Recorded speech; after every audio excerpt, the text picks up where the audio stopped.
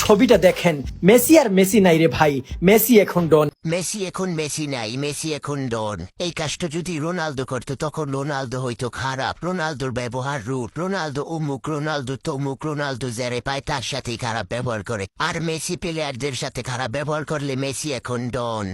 নিজের এলাকায় যাকেই পান তাকেই দেখিয়ে দেন তিনি কি জিনিস।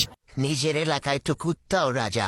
এই যে দেখেন, এখানে ভেনিজুয়েলার এক খেলোয়াড়কে টানেলের মধ্যেই সাইজ করতে চলে গেছেন মেসি।